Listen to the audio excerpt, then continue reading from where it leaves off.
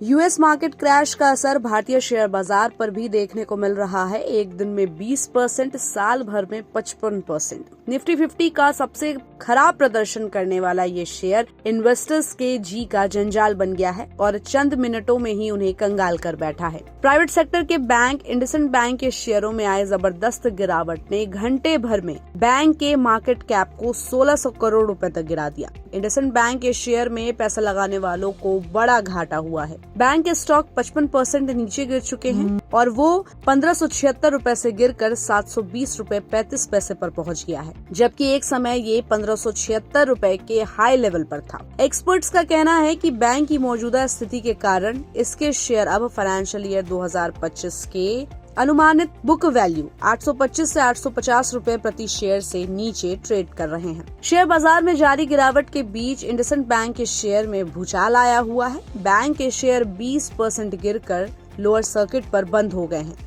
इस बड़ी गिरावट से इंडसइंड बैंक की नेटवर्थ में 1600 से 2000 करोड़ रुपए की गिरावट आई है और बैंक के शेयर 52 हफ्ते में सबसे निचले स्तर पर पहुंच गए हैं। इस गिरावट के पीछे बैंक की ओर से सोमवार को शेयर बाजार को जानकारी दी गई। बैंक की ओर से लोन लेने वाले कस्टमर का इंटरनल सर्वे किया गया है, जिसकी रिपोर्ट 10 मार्च को एक्सचेंज में फाइल की है। बैंक की ओर से जानकारी दी गई कि एक इंटरनल इंस्पेक्शन से पता चला है कि दिसंबर 2024 तक बैंक की नेटवर्थ करीब 2.35% गिर सकती थी और इस खबर के आने के बाद बैंक के शेयर भरभरा कर गिर गए। बता दें कि ये सर्वे आरबीआई के आदेश पर किया गया और आरबीआई के आदेश पर बैंक के दूसरे प्रॉपर्टीज और दूसरी लायबिलिटीज अकाउंट की जांच की गई। इस सर्वे में डिस्प्यूरेंस अकाउंट बैलेंस की पहचान की गई। बैंक के दूसरी संपत्ति और दूसरी लायबिलिटीज अकाउंट्स की जांच में अकाउंट में गलतियां भी पाई गई।